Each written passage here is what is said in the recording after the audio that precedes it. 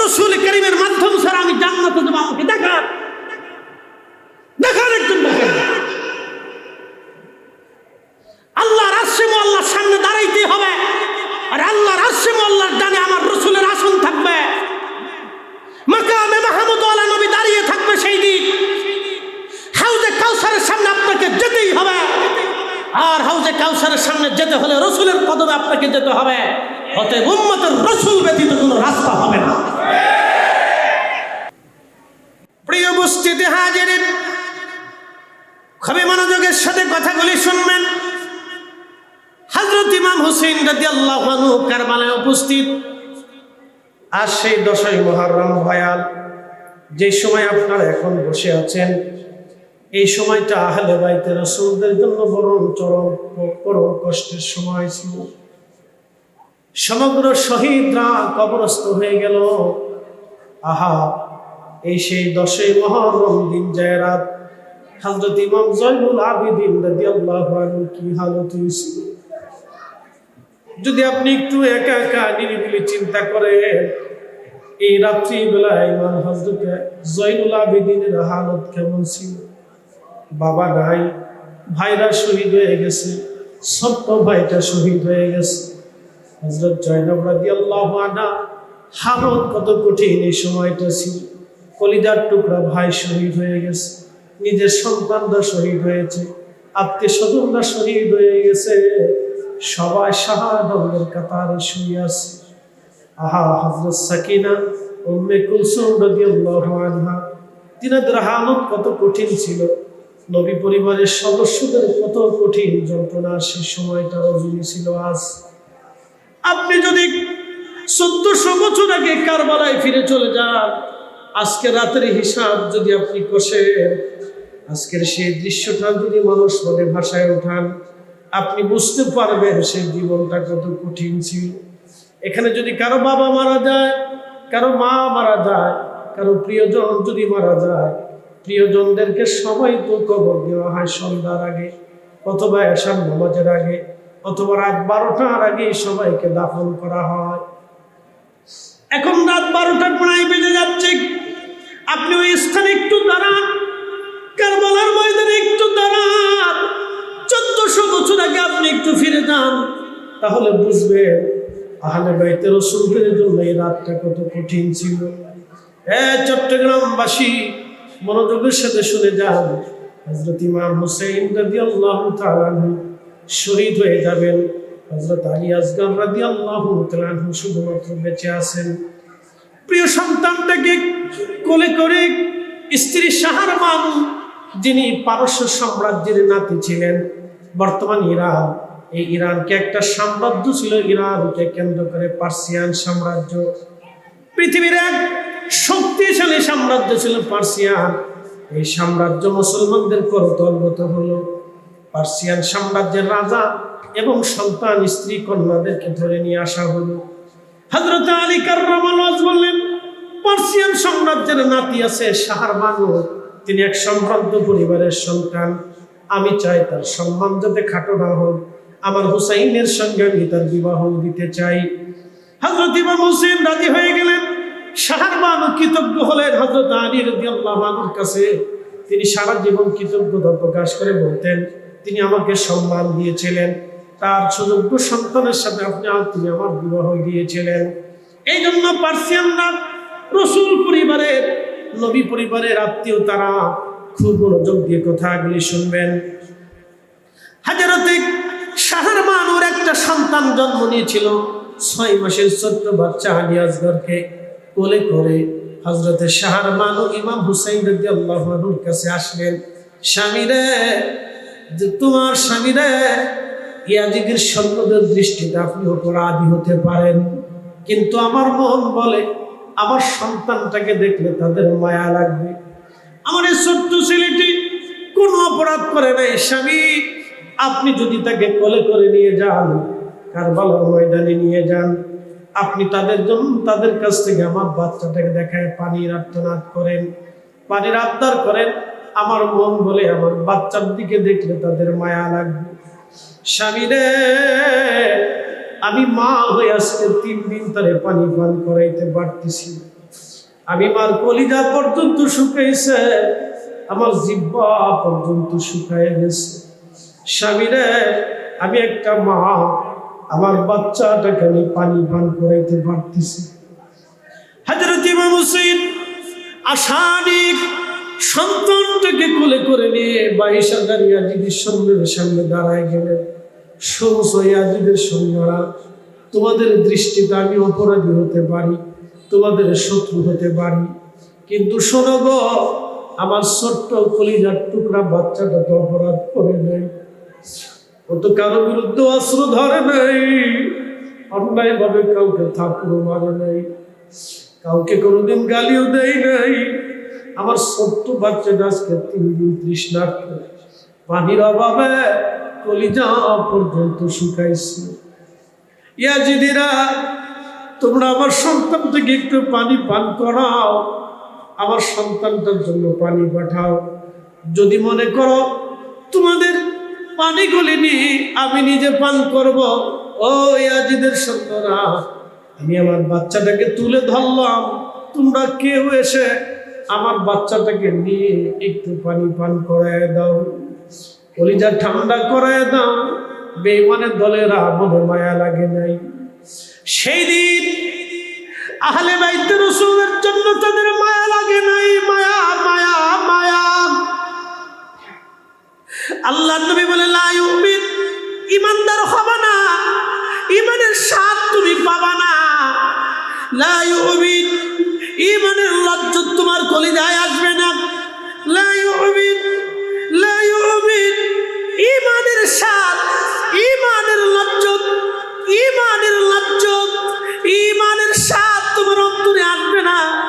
হাত্তা আকুনা হাব্বা ইলাইহি, যত সময় পর্যন্ত তোমরা আমাকে ভালো না বাসবা, মিন ওয়ালিদিহি ওয়া ওয়ালাদিহি ওয়ান নাসি আজমাইন, তোমার সন্তানের চাইতে, তোমার পিতামাতার চাইতে, পৃথিবীর সব ব্যক্তিদের চাইতে আমাকে যত সময় ভালো না বাসবে, তোমার কলিজার মধ্যে ঈমানের লজ্জত আসবে না, ঈমান তুমি পাবে না, ঈমান তুমি পাবে না।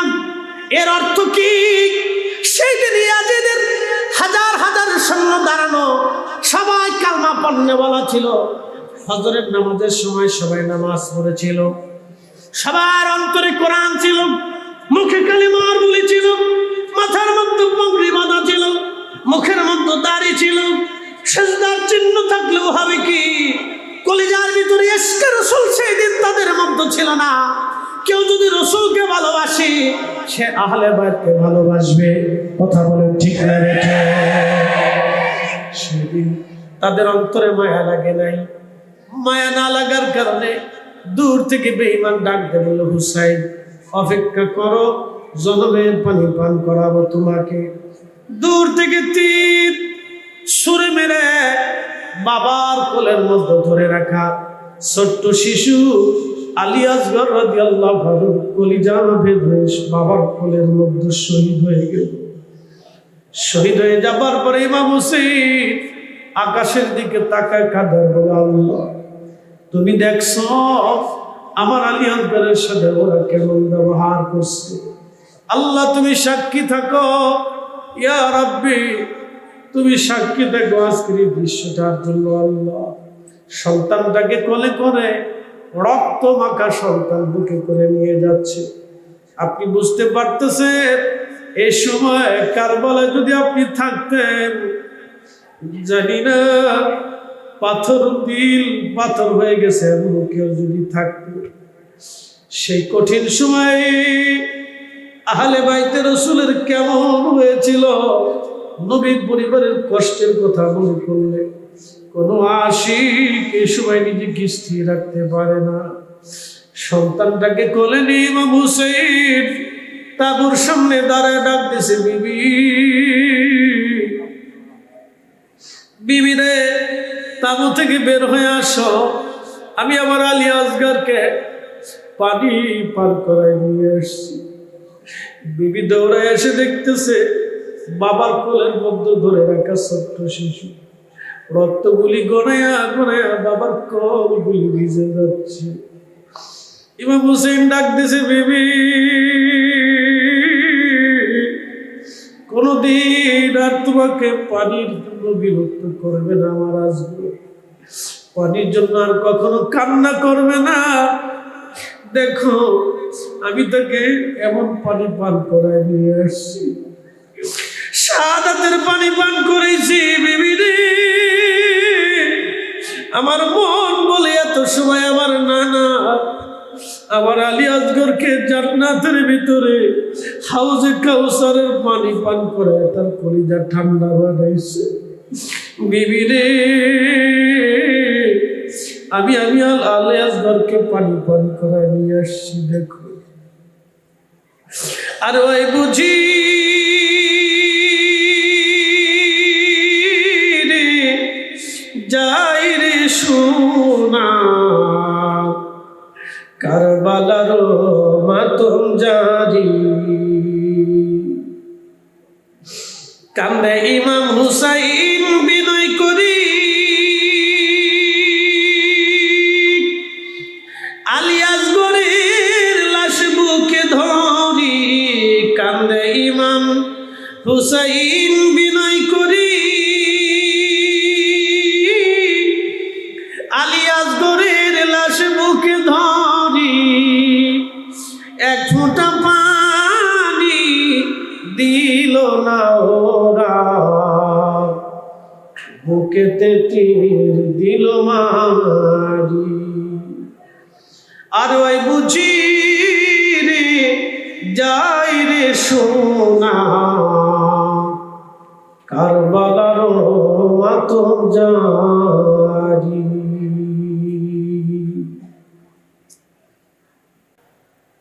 হযরত আলী আকবর শহীদ, ইমাম কাসেম শহীদ, আব্বাস আলামদার শহীদ, সবাই যখন শহীদ হয়ে গেছে, শহীদানদের কাতারে হযরত ইমাম আলী আসগরকে শুয়ে রাখা হলো।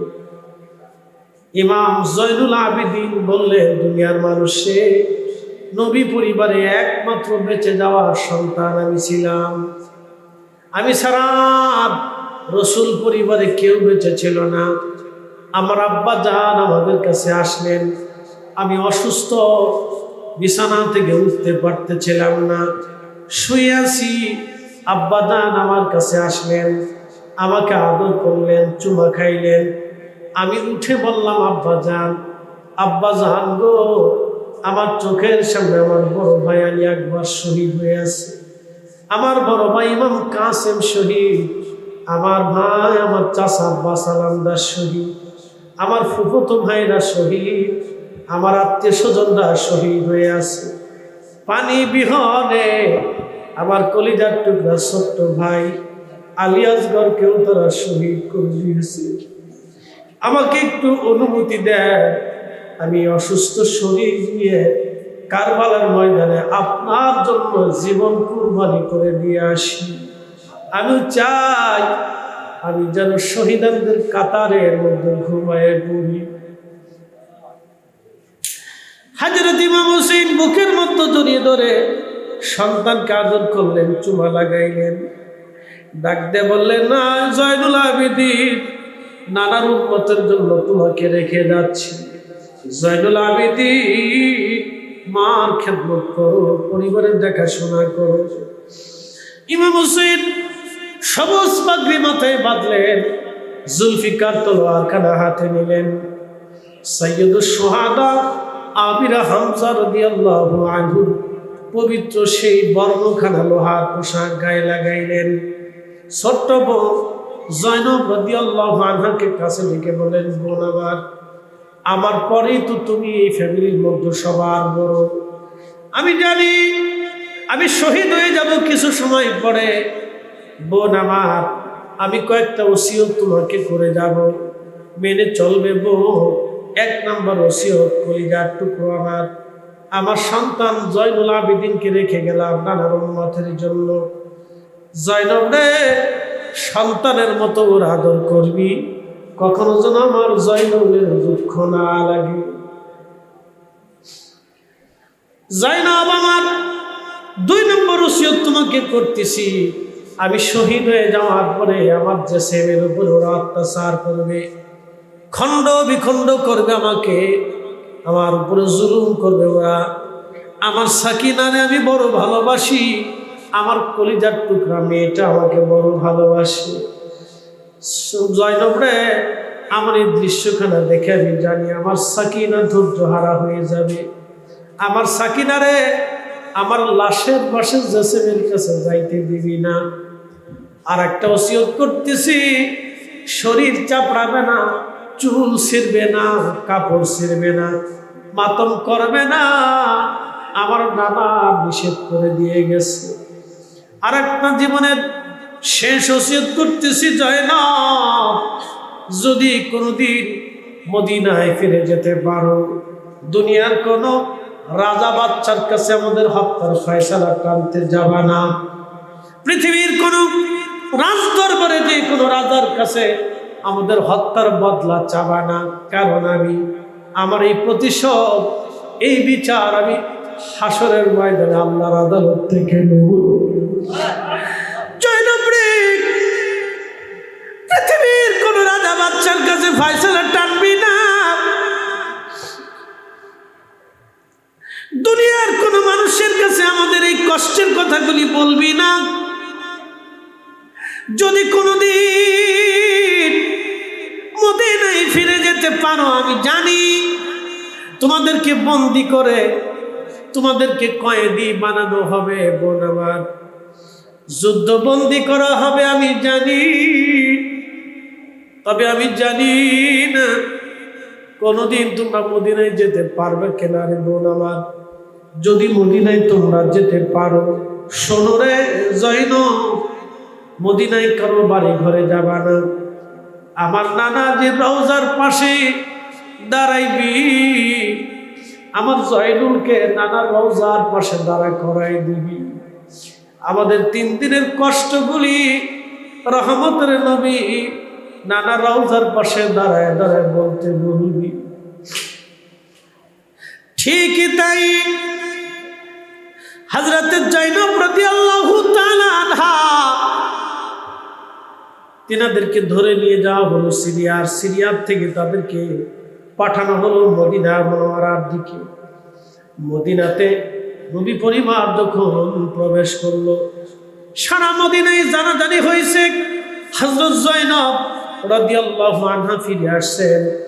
আহা, মদিনার ঘর থেকে বাড়ি থেকে সব দৌড়ায় দৌড়ায় আসতে লাগলো, সবাই কান্না করতে লাগলো। সাইয়েদুনা উম্মে সালমা রাদিয়াল্লাহু আনহা উম্মাহাতুল মুমিনিন, রাসূল কারীমের বিবি, আমাদের মা, তিনি কান্না করতে করতে হযরত জয়নবের কাছে আসলেন। মদিনার সব ঘর থেকে কান্নার আওয়াজ আসতে লাগলো। হযরত জয়নব রাদিয়াল্লাহু আনহা ইমাম জয়নুল আবিদিনকে সাথে নিয়ে তিনারা অদূরে রওজার দূরে দাঁড়িয়ে আছেন, বসে আছেন। হযরত ইমাম জয়নুল আবিদিন মসজিদে নববীর পাশে, প্রিয় নবীজির হুজরা মোবারক রওজা শরীফের পাশে দাঁড়াইলেন, কদমের দিকে দাঁড়ায় সালাম দিলেন। সালাম দেওয়ার পরে হযরত জয়নুল আবিদিন রাদিয়াল্লাহু আনহু তিনি যখন কারবালার ঘটনাগুলি বর্ণনা করতেছিলেন, মদিনার মানুষ চিৎকার মেরে কাঁদতেছিল। মদিনার মানুষের মধ্যে কিয়ামতের মতো হয়ে গেল, মদিনার মানুষ পাগলপাড়া হয়ে গেল। হযরত ইমাম জয়নুল আবিদিন রাদিয়াল্লাহু আনহু বর্ণনা করতেছিলেন, ইয়া রাসূলুল্লাহ, আপনার উম্মতরা আমাদেরকে খাবার দেয় নাই, আপনার উম্মতরা আপনারে পানি দেয় নাই, আপনার উম্মতরা আমাদেরকে নিরাপত্তা দেয় নাই। ঘোড়ার পিঠে চড়াইয়া চড়াইয়া বাজারের অলি গলি দিয়ে আমাদেরকে বন্দি দশা বানায় ঘুরাইছে। বাজারে বাজারে শহরে শহরে আমাদের ঘুরাইছে, আমাদের ক্ষুধার্ত রাখছে, তৃষ্ণার্ত করে রাখছে, জেলখানার মধ্যে দিয়ে রাখছে। ইয়া রাসূলুল্লাহ, আপনার পরিবারকে তারা অসম্মান করেছে, মর্যাদাহীন করেছে। এইভাবে কারবালার ঘটনাগুলি যখন তিনি বলতেছিলেন, সারা মদিনার মানুষগুলি রওজা শরীফের পাশে মসজিদে নববীর মধ্যে দাঁড়ায় দাঁড়ায় তারা কান্না করতেছিল। আহা, সেই দিনের কান্নার আওয়াজ মদিনার আকাশ বাতাস ভারী হয়ে গেল। চট্টগ্রামবাসী, কর্ণফুলীবাসী খুব মনোযোগের সাথে শুনবেন। আমি আগেই বলছি, 10ই মুহররমের এই রাত থেকে যদি আপনি হৃদয়ের ভিতরে গেঁথে নিয়ে একটু চিন্তার মধ্যে বসে যান, তো বুঝতে পারবেন এই রজনী আহলে বাইতের জন্য কত কঠিন ছিল। হযরত ইমাম হুসাইন জুলফিকার তনুর হাতে নিয়ে বিদায় নিলেন। বিদায় নেওয়ার পরে কারবালার ময়দানে চলে গেলেন। প্রচন্ড যুদ্ধ হওয়ার এক পর্যায়ে 179টি তীর ওনার জেসেম মুবারককে ধাজরা করে ফেলল। 179টি তীর ওনার শরীরকে ধাজরা করল। 33টা তীর বর্ষার আঘাত, তলোয়ার আঘাত ওনার শরীরটাকে ধাজরা করে ফেলল। আহা, উনি জমিনের মধ্যে পড়ে গেলেন। সীমার গলার মধ্যে চেপে ধরছে তলোয়ার।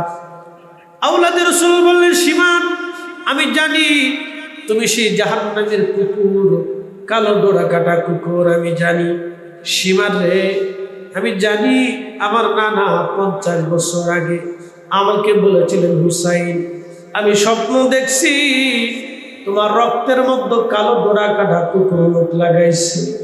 হুসাইন রে, আমি স্বপ্ন দেখছি। নবীদের স্বপ্ন ওহী, নবীদের স্বপ্ন ওহী। নবীরা স্বপ্ন দেখলে সেটা আল্লাহর পক্ষ থেকে ওহী হয়। হযরত ইমাম হুসাইন রাদিয়াল্লাহু আনহু ডাক দিলেন, সীমান, 2 রাকাত নামাজ পড়ব, আমাকে একটু সময় দিবি, 2 রাকাত নামাজ আমি আদায় করতে চাই। আহা, হযরত ইমাম হুসাইন রাদিয়াল্লাহু আনহু 2 রাকাত নামাজ পড়লেন। কর্ণফুলীবাসী, হযরত ইমাম হুসাইন শাহাদাতের সময় নামাজ ছাড়েন নাই। শরীর থেকে রক্ত ঝরতেছিল কত স্থান থেকে। তিনি আহত ছিলেন, দুর্বল ছিলেন, তখনও তিনি নামাজ ছাড়েন নাই, নামাজ ছেড়ে দেন নাই, নামাজ ছেড়ে দেন নাই।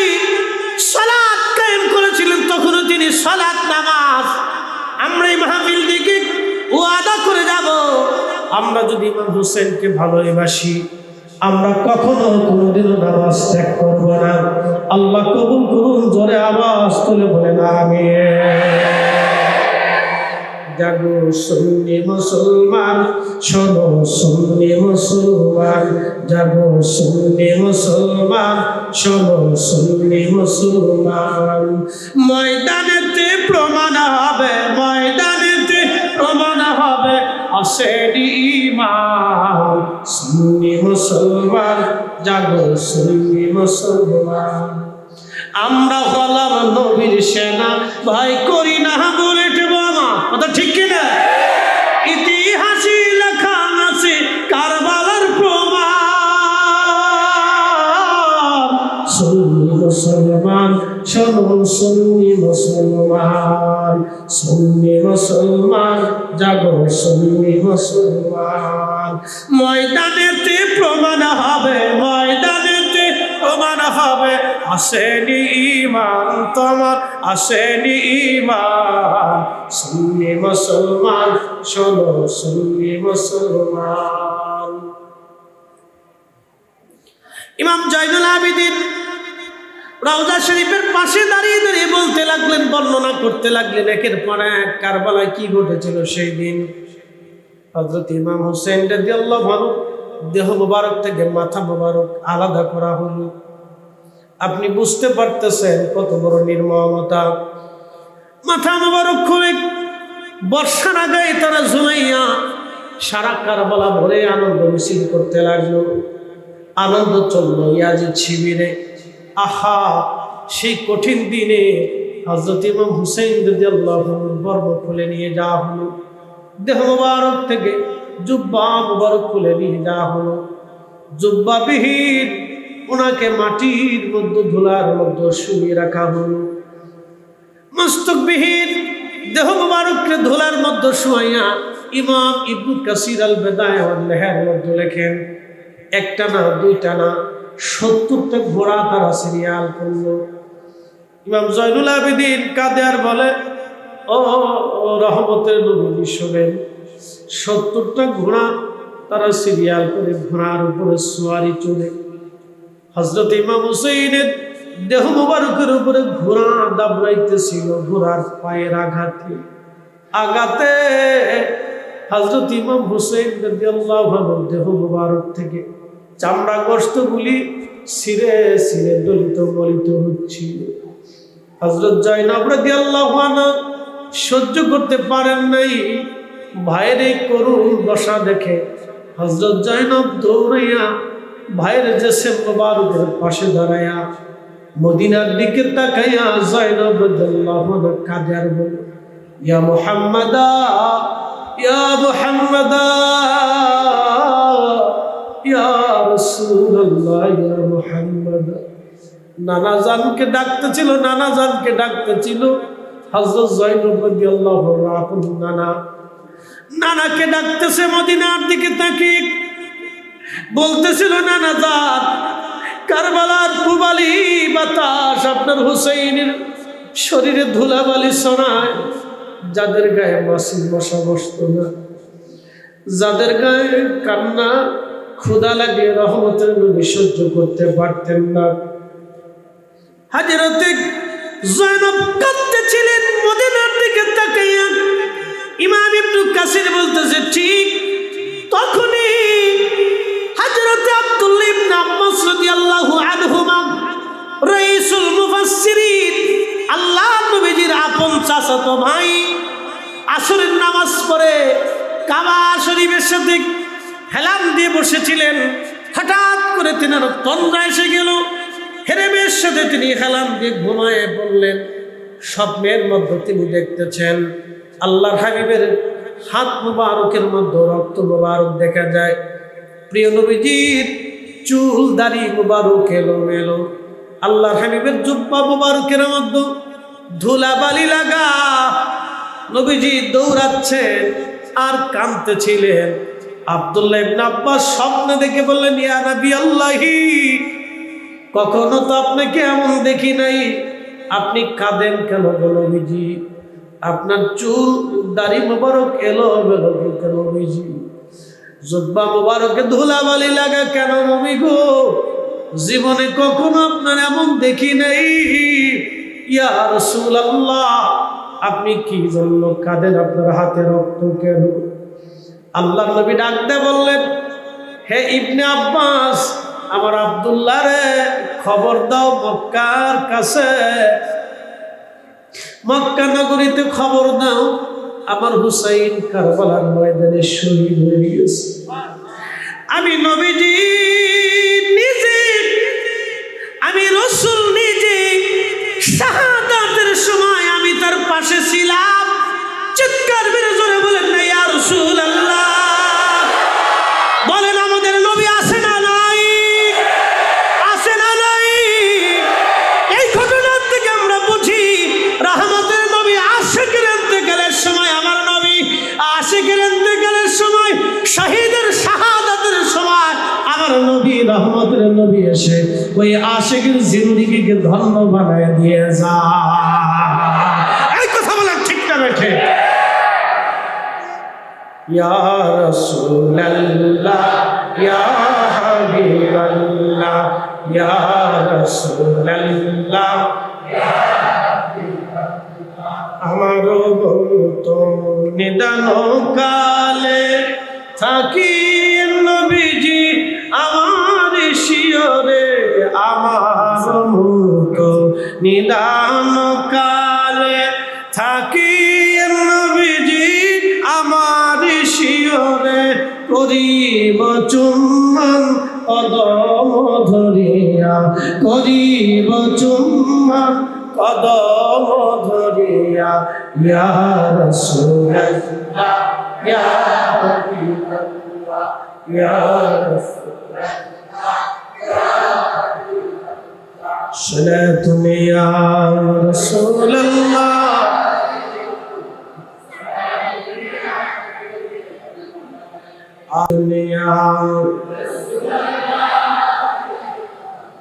সালামুন ইয়া হাবিবাল্লাহ। হযরত ইবনে আব্বাস ঘুম ভেঙে গেল। তিনার ঘুম থেকে উঠার পরে পাগলের মতো দৌড়াইছেন মক্কার অলিগলি দিয়া। মক্কাবাসী শুনছো আমাদের হুসাইন আর দুনিয়াতে নাই। মক্কাবাসী বলল, ওহে মুফাসসির, রাসূলের বংশ, নবীজির ভাই, কি করে আপনি জানেন আপনার হুসাইন কারবালায় শহীদ? বলে আমি হেরেমে ঘুমিয়েছিলাম হেলাম দিয়ে, কাবার সাথে হেলাম দিয়ে ঘুমাইছিলাম। স্বপ্নে আল্লাহর নবীকে দেখলাম, রহমতের নবী, হাত মুবারকের মধ্যে রক্ত, আল্লাহর নবীর পবিত্র জুব্বা মুবারকে ধুলাবালি লাগানো, চুল দাড়ি মুবারক এলোমেলো। কেঁদে কেঁদে নবী দৌড়ায় আসতেছে। জিজ্ঞেস করলাম, ইয়া রাসূলুল্লাহ, হালত এমন কেন? নবীজি শাহাদাতের কথা বললেন, কারবালায় হুসাইন শহীদ। আল্লাহর নবী শাহাদাতের সময় তার পাশে ছিলেন, তার রক্ত এবং সাথীদের রক্তগুলি নিয়া রাহমাতুল লিল আলামিন আল্লাহর আদালতে যাইতেছে। চিৎকার মেরে জোরে বলেন আল্লাহু আকবার। রাসূল আসে না নাই? আরো জোরে বলেন আসে না নাই? স্বপ্নে আসে কি আসে না? দেখা দেয় কি দেয় না? মান রানি ফিল মানামি ফাকাদ রাআল হক, রাওয়াহুল বুখারী। আল্লাহর নবী বলেন, উম্মত, স্বপ্নে আমি তোমাদের সাথে দেখা করব। আসতে হলো কেন? জোরে বলেন। আপনি কি গ্যারান্টি দিতে পারবেন আপনি স্বপ্নে দেখা দিবেন? পারবেন কি? আমি কি গ্যারান্টি দিতে পারবো ভাইরা আপনি আমার ওয়াজ শুনেন আপনার সাথে স্বপ্নে দেখা দিবানি? আমি কি কখনো বলতে পারবো ভাই আমার মাহফিল নিতে আইছেন, আপনি মাহফিল আজকে নেওয়া লাগবে না, বাড়ি চলে যান, কালকে রাত্রে স্বপ্নে আপনার সাথে মাহফিলের বিষয় ডিল করব? আমার হবে না, আপনার হবে না। কিন্তু আল্লাহর নবী বললেন, উম্মত, কিয়ামত পর্যন্ত স্বপ্নে তোমাদের সাথে দেখা দেব। একসাথে বলবেন না আল্লাহু আকবার। বলেন না ইয়া রাসূলুল্লাহ। কিয়ামত পর্যন্ত নবীজি উম্মতের স্বপ্নে উম্মতের সাথে দেখা দিবেন। আল্লাহর নবী বলেন, উম্মত আর শুনে যাও, স্বপ্নে যদি আসি তাহলে বুঝবা আমি নবী নিজে আসছি।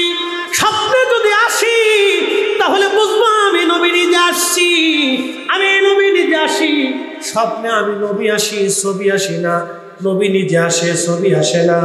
একবার জোরে বলা যাবে কি মারহাবা?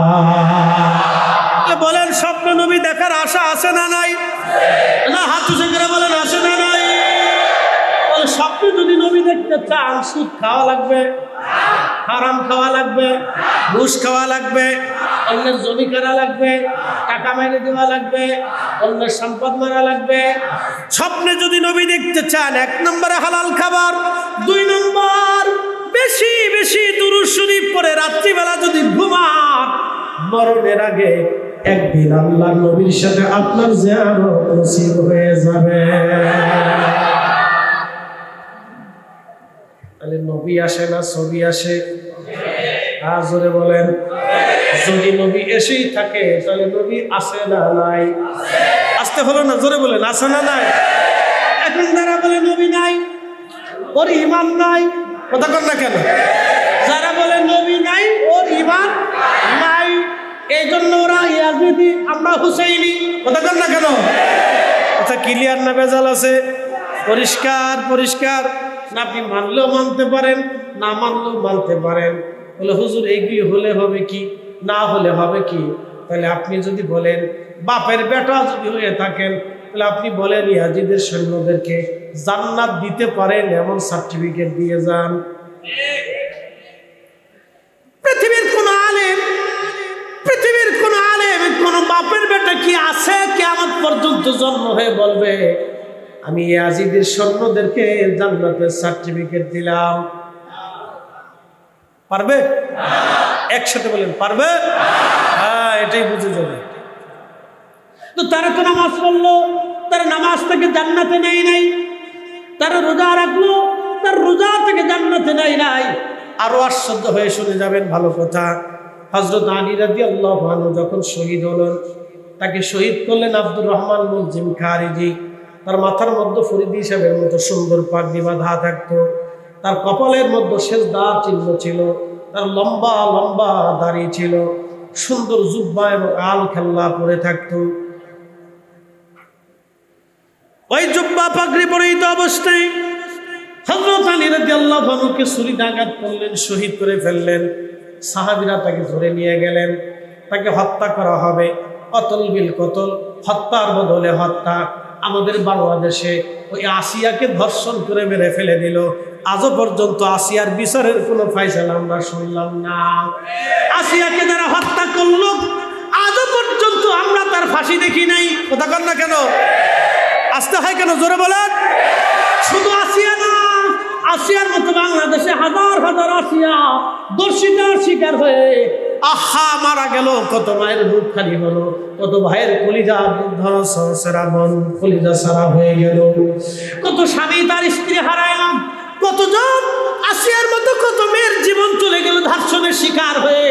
আজকে একটা ভিডিওর মধ্যে দেখলাম ব্রাহ্মণবাড়িয়ার সরাইলে একটা ছোট্ট বড় মেয়েটাকে ধর্ষণ করে হত্যা করা হয়েছে। এইরকম হাজার হাজার কত আসিয়ার মতো আসিয়ার হত্যা হয়ে গেল, কিন্তু আজ পর্যন্ত আমরা দেখলাম না কাউকে ফাঁসি দেওয়া হয়। কিন্তু আল্লাহর আইন ছিল কতল বিল কতল, তুমি যদি হত্যা করো তোমাকে হত্যা করা হবে।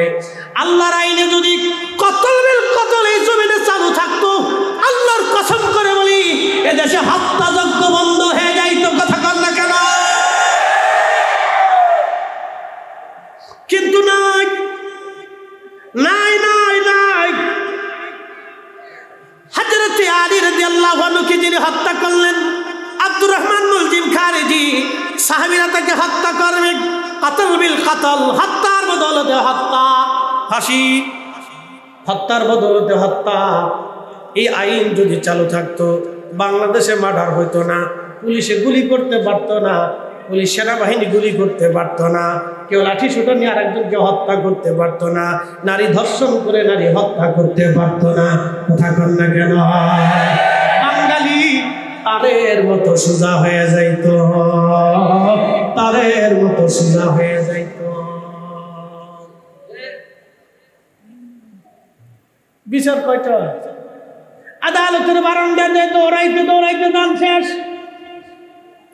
উকিলের চেম্বারে চেম্বারে ঘুরতে ঘুরতে যান শেষ, দিন পরিবর্তন হতে হতে জীবন শেষ। এদেশে যার টাকা আছে তার বিচার আছে, যার টাকা নাই তার কোনো ফায়সালা নাই। এই জালেমের বিরুদ্ধে, জুলুমের বিরুদ্ধে, অন্যায়ের বিরুদ্ধে মাথা উঁচু করে শহীদ কারবালার ময়দানে জীবন দিয়েছিলেন। কথা বলেন ঠিক কিনা? উপস্থিতি মনোযোগ দিয়ে কথা শুনবেন। যখন আব্দুর রহমান মুলজিম খারিজিকে সাহাবা ইকরাম হত্যা করবে, সর্বপ্রথম তার হাত কাটা হলো। যেহেতু একজন প্রতিষ্ঠিত খলিফাকে সে হত্যা করেছে, তাও কোন খলিফা? আল্লাহর নবী বলেছেন ফালাইকুম বিসুন্নতি, তোমরা আমার সুন্নত মানবা, ওয়া সুন্নাতিল খুলাফায়ে রাশিদিন আল মাহাদিন, আমার সুন্নত মানার পরে আমার খুলাফায়ে রাশিদিনের সুন্নত মানবা। একবার জোরে বলা যাবে কি মারহাবা? খুলাফায়ে রাশিদিনের সুন্নাহ আদর্শ মেনে চলবা। খুলাফায়ে রাশিদিনের তিন সাহাবী খলিফা, হযরত ওমর, হযরত আলী, হযরত উসমান রিদওয়ানুল্লাহি তাআলা আলাইহিম আজমাইন, এই তিন খলিফা তারাবির নামাজ চালু করেছিলেন 20 রাকাত, বেতরের নামাজ চালু করেছিলেন 3 রাকাত। আজকে যারা তারাবির নামাজ 8 রাকাত বানাইছে ওরাই হলো ইয়াজিদি। অনেকে চেহারা কালো হয়ে যাবে, মন খারাপ হয়ে যাবে, স্বাস্থ্য ভাই তো আত্মীয়তার ভালো সম্বন্ধের সম্পর্ক আছে। কি কথা কন না কেন? মন খারাপ করেন না, মন খারাপ করেন না। আপনি সারা পৃথিবী একদিকে, আল্লাহ রসুল আর একদিকে। কথা কন না কেন? সৃষ্টি একদিকে, আল্লাহ রসুল জবানের একদিকে। নবী আমাদেরকে খুলাফায়ে রাশিদিন মেনে চলতে বলেছেন, আমরা চোখ বুঝে খুলাফায়ে রাশিদিন মেনে চলবো। ঠিক কিনা? প্রিয় উপস্থিতি হাজিরিন, হাত কাটা হলো। তখন আব্দুর রহমান মুলজিম খারিজি জিকির করে আল্লাহ আল্লাহ আল্লাহ আল্লাহ, বুঝছেন? তার পা কাটা হলো, তখনও জিকির করে আল্লাহ আল্লাহ আল্লাহ আল্লাহ, বুঝছেন? যখন চোখ উঠানো হলো তখনও জিকির করে আল্লাহ আল্লাহ আল্লাহ। সাহাবা ইকরাম গলা চিপ দিয়ে ধরলেন, জিহ্বা বের হয়ে আসতেছে, জিজ্ঞেস করলেন সাহাবীরা, আরে আমার হাত কেটেছ, পা কেটেছ, চোখ উঠিয়েছ, তারপরে তোমরা আমার জিহ্বা কেন বের করো? বলে তোর জিহ্বা কেটে ফেলবো। বলে কেন কাটবা? তোমরা কি দেখো না আমি আল্লাহ জিকির করি? কি ব্যাপার বুঝে যান। আব্দুর রহমান মুলজিম খারিজি জাহান্নামের কুকুর, জাহান্নামের, জোরে বলেন জাহান্নামের। আব্দুর রহমান মুলজিম খারিজি জাহান্নামের কুকুর, জাহান্নামের কুত্তা, জাহান্নামের কুকুর। এই জাহান্নামের কুকুরের জবানে খোদার জিকিরের আওয়াজ ছিল, কপালে সেজদার চিহ্ন ছিল, তাকে সেজদার চিহ্ন থেকে জান্নাত দেয় নাই, তার কালেমা থেকে জান্নাত দেয় নাই, তার নামাজ থেকে জান্নাত দেয় নাই, তার রোজা থেকে জান্নাত দেয় নাই, তার হজ থেকে জান্নাত দেয় নাই, তার যাকাত থেকে জান্নাত দেয় নাই, তার জিকির থেকে জান্নাত দেয় নাই, তার পাগড়ি থেকে জান্নাত দেয় নাই, তার জুব্বা থেকে জান্নাত দেয় নাই, তার কুরআন তেলাওয়াত থেকে জান্নাত দেয় নাই। কারণ সে হযরত সাইয়্যিদুনা আলী রাদিয়াল্লাহু আনহুকে হত্যা করেছিল। অতএব সাইয়্যিদুনা আলী রাদিয়াল্লাহু আনহুর বেটা রাসূলের কলিজার টুকরা ইমাম হোসেনকে যারা হত্যা করেছে ওদের নামাজ রোজা যাই থাকবে, জান্নাত মিলবে না। কথা বলেন ঠিক কিনা? কথা ক্লিয়ার না ভেজাল আছে? একবারে পরিষ্কার, একবারে পরিষ্কার। এই জন্য লা ইউমিন, লা ইউমিন, ঈমানের স্বাদ তোমাদের হবে না যদি আশকে রাসূল না থাকে। এজন্য আমরা সুন্নিরা নবী নবী করি, নবী নবী করি, মিলাদুন নবী পালন করি, সারা বছরে মিলাদের মাহফিল দিয়া, আশকে রাসূলের তাড়না দিয়া আমরা এই উম্মতের কলিজাকে উজাড় করার চেষ্টা করি।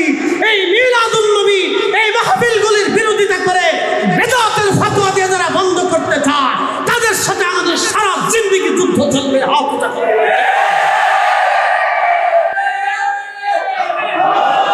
জিকির করতেছে আল্লাহ আল্লাহ আল্লাহ আল্লাহ আল্লাহ। সাহাবায়ে কেরাম গলা চিপ দিয়ে ধরে জিহ্বা বের করে দিয়েছে, জিহ্বা কেটে ফেললেন সাহাবায়ে কেরাম। আল্লাহু আকবার কর না, জোরে বলো।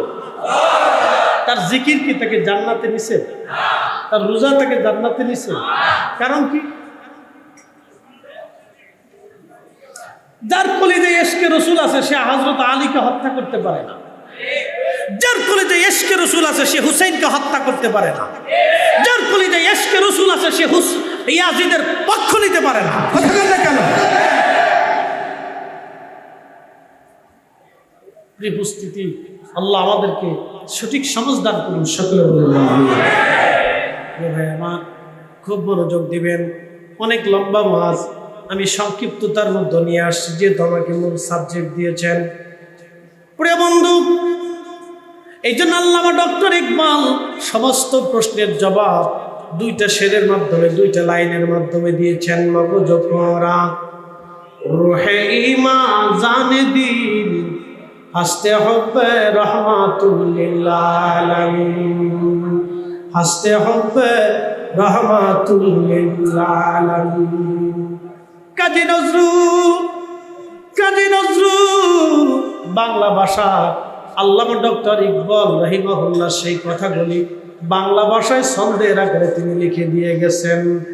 আল্লাহকে যে পাইতে চায় হযরতকে ভালোবেসে, আর শুকুরশী লৌহ কলম না চাহিতে পেয়েছে।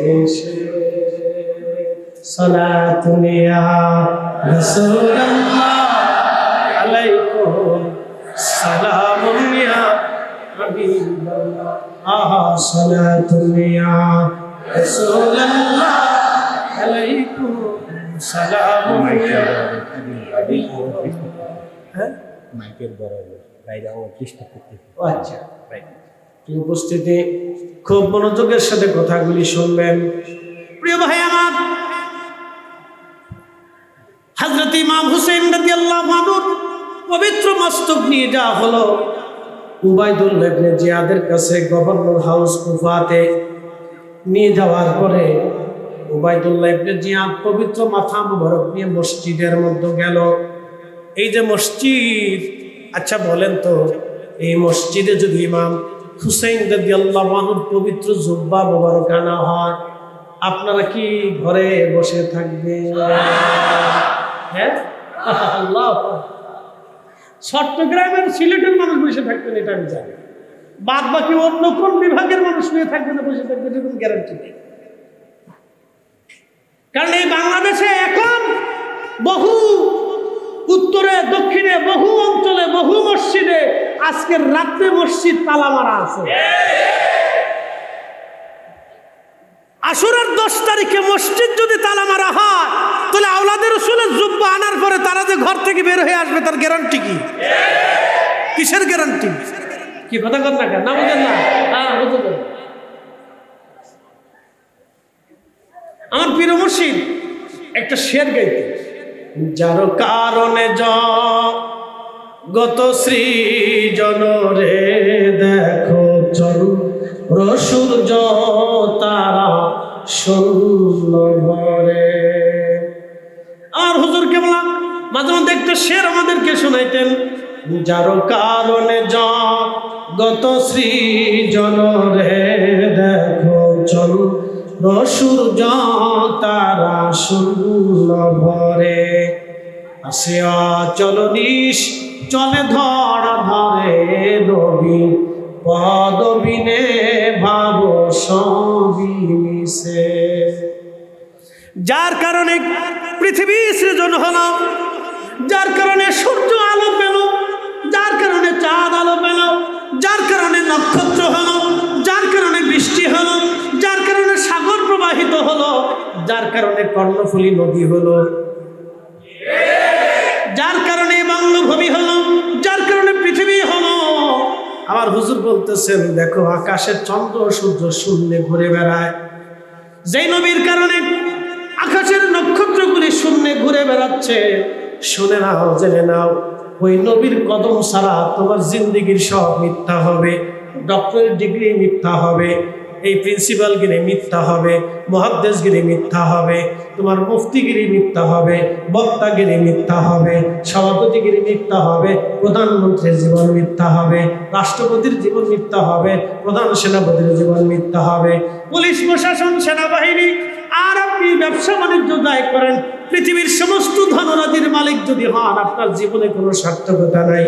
জীবনের সার্থকতা একটাই, আল্লাহর নবীর কদম মোবারক, আমার নবীর গোলামীর মধ্যে সব সার্থকতা। নবীর গোলামী নাই জীবনে কিছু নাই। শেষ এক কথা, প্রিয় নবীর গোলামী নাই জীবনে কিছুই নাই। নবীর গোলামী আছে জীবনে সাবাসিক। হাজিরিন শুনে যান, হযরত ইমাম হুসাইন রাদিয়াল্লাহু আনহুর পবিত্র মস্তক মোবারক মসজিদে নিয়ে যাওয়া হলো। মিম্বরে বসে আছে উবাইদুল্লাহ ইবনে জিয়াদ। উবাইদুল্লাহ ইবনে জিয়াদ, জিয়াদ ছিল যার সন্তান। জিয়াদের বাবার কোনো পরিচয় ছিল না, জিয়াদের বাবার কোনো পরিচয় ছিল না। যার সন্তানের বাচ্চা সন্তান ছিল উবাইদুল্লাহ, তার নাম ছিল উবাইদুল্লাহ ইবনে জিয়াদ। শুনে যান, এই উবাইদুল্লাহ ইবনে জিয়াদ মসজিদের মিম্বরে বসলো। ইমাম ইবনে কাসির আল বেদার মধ্যে লেখেন, মসজিদের মধ্যে বসার পরে মিম্বরে বসে আছে, আর আহলে বাইতে রাসূলের পবিত্র মাথা মোবারক মস্তক মোবারক তার মিম্বরের নিচের সিঁড়িতে পায়ের সামনে হযরত ইমাম হুসাইন রাদিয়াল্লাহু আনহুর মাথা মোবারক রেখে দিয়েছে। মসজিদের মধ্যে ভাষণ দিল, হ্যাঁ মুসলমানেরা, কুফাবাসী, তোমরা শুনে রাখো, আমিরুল মুমিনিন ইয়াজিদের বিজয় আল্লাহ দিয়েছে। লা হাওলা ওয়ালা কুওয়াতা ইল্লা বিল্লাহ, নাউযুবিল্লাহি মিন যালিক, লানাতুল্লাহি আলাল কাযিবিন। মিথ্যাবাদীদের উপর আল্লাহর লানত। ইয়াজিদ আল্লাহ বিজয় দিয়েছে, আর মিথ্যুকের বেটা হুসাইন মিথ্যাবাদীর পরাজয় আল্লাহ দিয়েছে। লা হাওলা ওয়ালা কুওয়াতা ইল্লা বিল্লাহ, লানাতুল্লাহি আলাল কাযিবিন। আল্লাহ মিথ্যাবাদীদের উপর লানত বর্ষণ করুন। একবার জোরে আওয়াজ তুলে বলেন আমিন।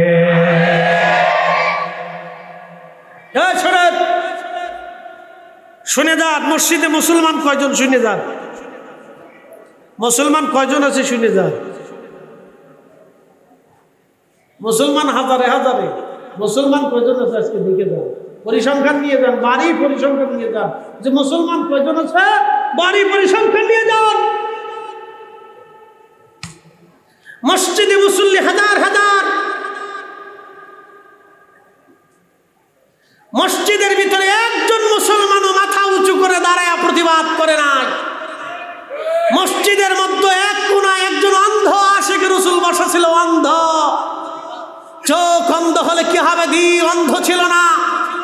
এই জন্য আমার রব চেহারা দেখে ফয়সালা করবে না, চক্ষুওয়ালা দেখে ফয়সালা করবে না, মেধা দেখে ফয়সালা করবে না, সরকারি চাকরিজীবী দেখে ফয়সালা করবে না, অর্থবিত্ত দেখে ফয়সালা করবে না, চেহারা দেখে ফয়সালা করবে না, সম্ভ্রান্ত দেখে ফয়সালা করবে না, বংশ দেখে ফয়সালা করবে না, দুনিয়াদারিত্ব কিছু দেখে ফয়সালা করবে না।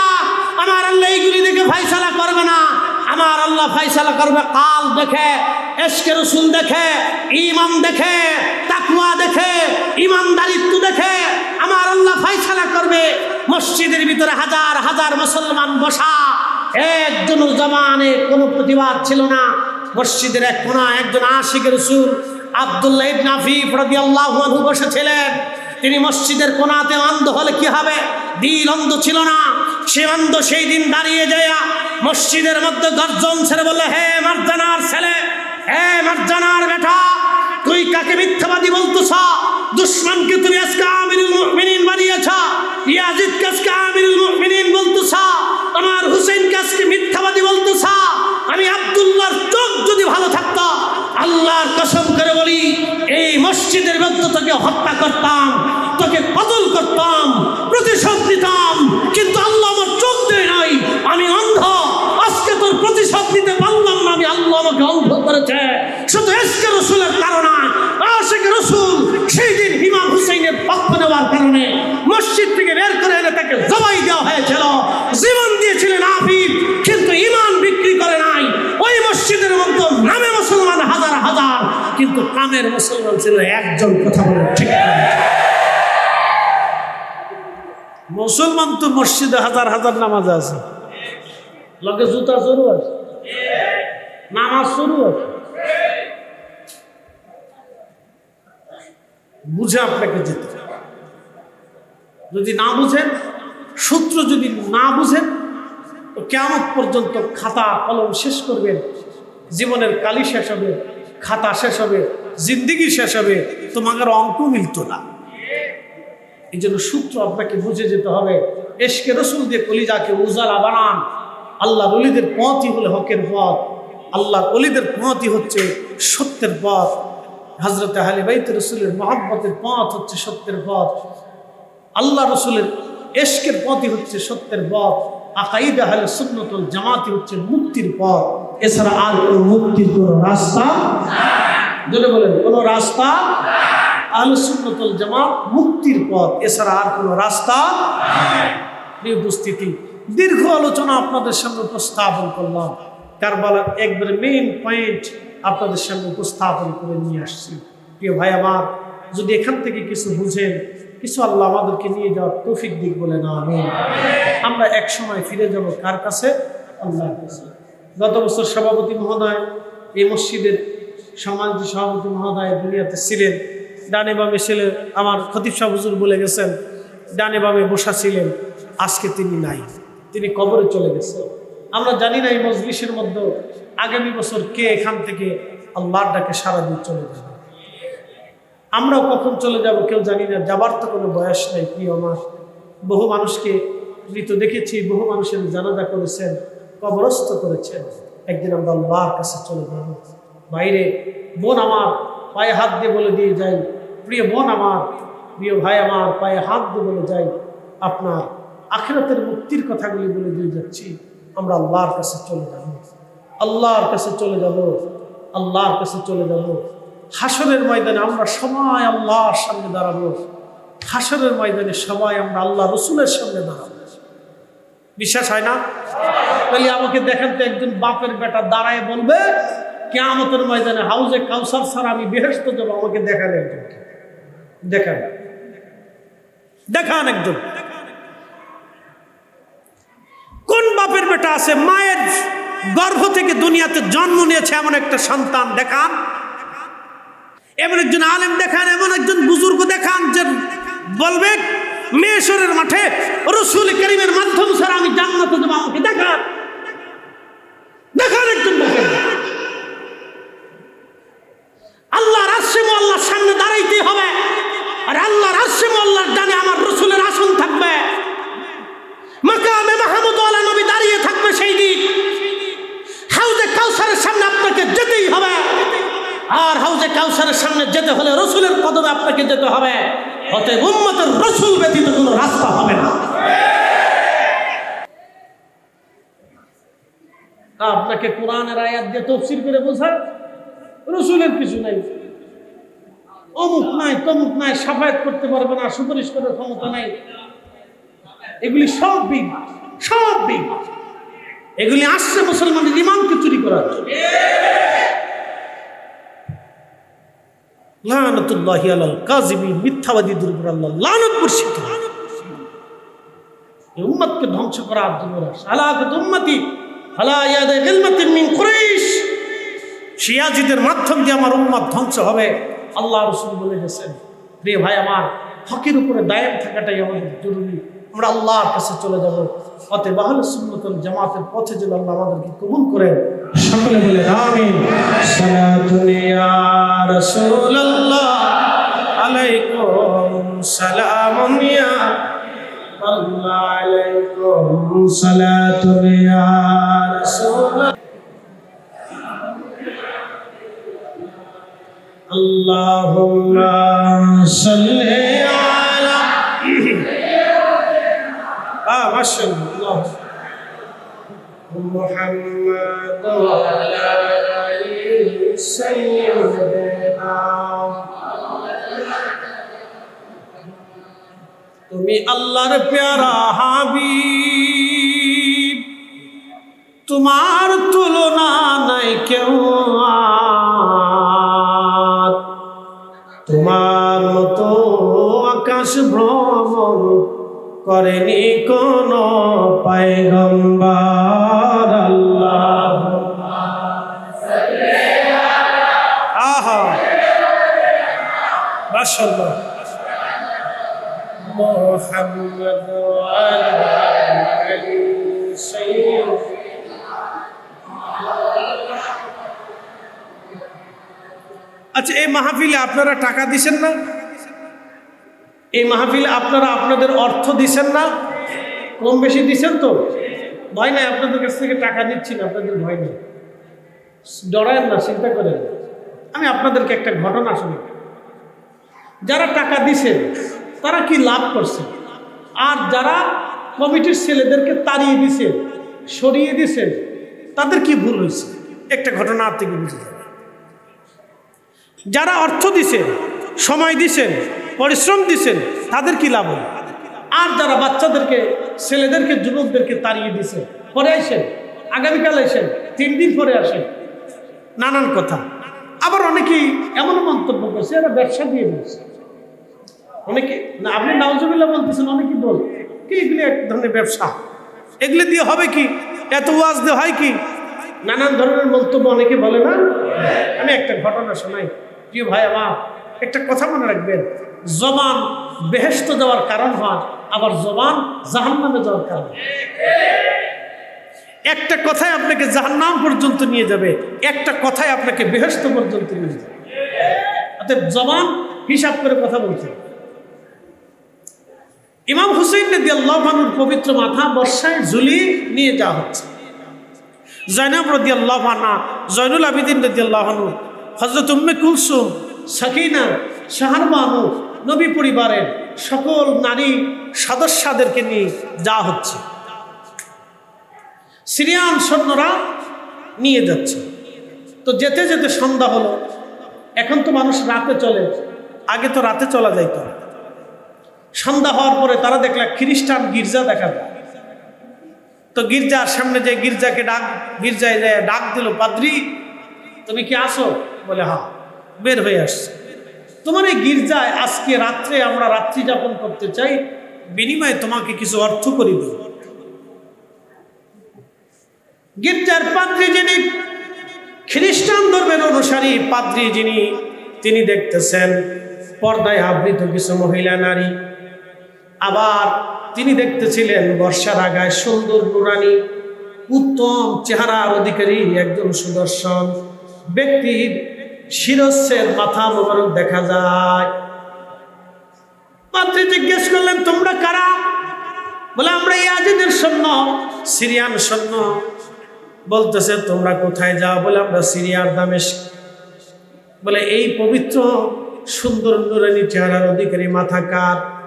বলে, উনি হচ্ছেন আমাদের নবী হযরত মুহাম্মদ সাল্লাল্লাহু আলাইহি ওয়াসাল্লামের দৌহিত্র ইমাম হুসাইন। তো পাদ্রী তো চিনে ফেলছে। হাই হাই, বলে কি, তোমরা হুসাইনের কর্তৃত্ব দেহ মাথা মোবারক কেন কাটছো? বলে, তিনি ইয়াজিদের সাথে বিদ্রোহ করেছিলেন, বিদায় আমরা তাকে হত্যা করেছি। বলে, বলো কি সর্বনাশ, আমরা ঈসা আলাইহিস সালাতু ওয়াস সালামের অনুসারী। হযরত ঈসা নবীর ব্যবহারকৃত কোনো বস্তু যদি আমরা পাই, এমনকি তার পায়ের সাথে জুতার সাথে লেগে থাকার ধুলাও যদি আমরা পাই, আমরা খ্রিস্টানরা জীবনের সবচেয়ে মূল্যবান নিয়ামত মনে করে থাকি। আর তোমরা কিনা তোমাদের নবীর আওলাদের মাথা কেটে বর্ষার আগে বিদাইয়া ঝুলাইয়া তোমরা চলে যাচ্ছ। তোমাদের মতো নিকৃষ্ট নাফরমান পৃথিবীতে আর একটাও নাই। পাদ্রী ডাক দিয়ে বলতেছে, হে সন্ন্যারা, তোমাদের কাছে আমি প্রস্তাব দিলাম, ওই পবিত্র মাথা মোবারক বর্ষা থেকে নামায় আমাকে দেবা। একটা রাত আমি এই পবিত্র মাথা মোবারকের খেদমত করব। আর যে নারী সদস্য, এরা কারা? বলে, এরা নবী পরিবারের সন্তান, রসুল পরিবারের লোকজন। তারা বলতেছে, তাদেরকে, এই সম্মানিত মেহমানদেরকে একটা রাত আমার এই গির্জায় মেহমানদারি করার সুযোগ আমাকে দেবা। বিনিময়ে আমার গির্জাতে 10,000 স্বর্ণ মুদ্রা আছে। একসাথে বলবেন আল্লাহু আকবার। কত হাজার? বর্তমানে কত হাজার কোটি টাকা হিসাব করে, বাড়িতে হিসাব করেন, এখানে হিসাব করলে টাইম পাস হবে। 10,000 স্বর্ণ মুদ্রা, এটা সার্টিফিকেট কোথায়?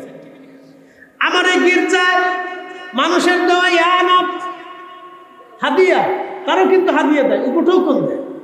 10,000 স্বর্ণ মুদ্রা আমার এই গির্জার ভিতরে আছে, তোমাদেরকে দিয়ে দেব। কিন্তু শর্ত হলো, ইমাম হুসাইনের পবিত্র মাথা মোবারক আজ রাত আমাকে খেদমতের সুযোগ দিবা। আর নবী পরিবারের সদস্য যারা আছে, একটা রাত তাদের মেহমানদারির ব্যবস্থা করতে দেবা। ওরা চিন্তা করলে এটা তো সাধারণ ব্যাপার, দিয়ে দিলাম, যাও। ওরা বুঝে নাই ওরা কি দিয়ে কি কিনে নিচ্ছে। আসলে ওরা তো ছিল স্বার্থান্বেষী, দুনিয়ার অর্থের মোহ ছিল ওদের। ওদের তো ঈমান ছিল না, যদিও তারা নামে মুসলমান ছিল। খ্রিস্টান পাদ্রীর মনে বড় মায়া লাগলো, মহিলা সদস্যদেরকে নিয়ে অভ্যন্তরে দিয়ে দিলেন।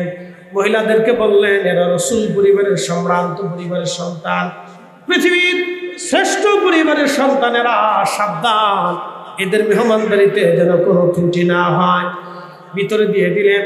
হযরত জয়নবকে অনুনয়ের সাথে বললেন, দেখেন, আপনি রসুল পরিবারের কন্যা, খেদমত করার মতো আমার তেমন কিছু নাই, আমি একজন খ্রিস্টান সন্তান, যা আছে দয়া করে আপনি আমাকে কবুল করবেন, আমার মেহমানদারির জন্য আপনি সন্তুষ্ট থাকবেন, আপনি আমার উপরে বেজার হবেন না, সামান্য পরিমাণ মেহমানদারি আপনাকে আজ রাতে বেলা করবো আমরা।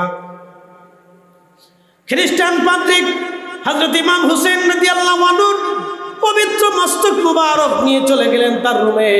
স্বর্ণের বাসনের মধ্যে মস্তক মুবারক বসাইলেন। পরিষ্কার স্বচ্ছ পানি এনে পানি দিয়ে তার মাথা মুবারকের রক্ত, ধুলা বালি যা লাগানো ছিল এগুলি ধুয়ে ধুয়ে পরিষ্কার করতে লাগলেন। পরিষ্কার করতে করতে ইশকে রাসূলের তাড়না হৃদয়ের মধ্যে লেগে গেল, কলিজা ফেটে তার কান্না এসে গেল। কেঁদে কেঁদে বলতেছিলেন, হায় হুসাইন, হে হুসাইন, আপনাকে ওরা কি করে হত্যা করলো, কেমনে সম্ভব হলো? আপনার মতো এমন সুন্দর নুরানি চেহারার একজন মানুষকে হত্যা করা, আপনার মতো রসুল বংশের সন্তানকে হত্যা করা কি করে ওদের জন্য সম্ভব হলো? কাঁদতেছিলেন। ঠিক করে লক্ষ্য করলেন হযরত ইমাম হুসাইন রাদিয়াল্লাহু আনহুর চেহারা মোবারক থেকে একেবারে আসমান বরাবর একটা নূর মোবারক এসে নূরে নূরান্বিত শুরু হয়ে গেল, নূরে নূরান্বিত হয়ে গেল, পুরা মাংসটা নূরে নূরান্বিত। ঠিক তখনই পাদ্রীর জবান থেকে বের হয়ে আসলো, লা ইলাহা ইল্লাল্লাহ মুহাম্মাদুর রাসূলুল্লাহ সাল্লাল্লাহু আলাইহি ওয়াসাল্লাম। মাতা পিতা যাহাদের অন্ধকার কবরে, মাতা পিতা যাহাদের অন্ধকার কবরে, দেখি নবীজি মায়াবী নজরে, তরায়া লইয়েন হাসর মাজারে, বলেন তরায়া লইয়েন হাসর মাজারে, ইয়া রাসূলুল্লাহ ইয়া রাসূলুল্লাহ। এক দলের ঈমান শেষ হলো, আর একজন রাসূল পরিবারকে মহব্বত করে ঈমান পেয়ে গেল। কথা ঠিক কি না? একদল জাহান্নামে চলে গেল, আর একজন খ্রিস্টান রাসূল পরিবারকে ভালোবাসার জন্য ঈমানওয়ালা হইয়া, ঈমানের দৌলত নিয়া, ইশকে রাসূলের দৌলত নিয়া সে হাসতে হাসতে খোদার জান্নাতে চলে গেল। সালাতুন ইয়া রাসূলুল্লাহ আলাইকুম, সালামুন ইয়া হাবিবাল্লাহ আলাইকুম, সালাতুন ইয়া রাসূলুল্লাহ আলাইকুম, সালামুন ইয়া হাবিবাল্লাহ। ওদের সারমর্ম একটাই, ইশকে রাসূল যেখানে আমরা আছি, আহলে সুন্নাত ওয়াল জামাত যেখানে আমরা আছি। অতএব আর কথা আমি না বাড়াই, রাত 1টা বাজে, শহাদায়ে কারবালার মুহাব্বতকে আল্লাহ কবুল করুন, বলেন আমিন। আসেন নবীজিকে সালাম জানাইয়া।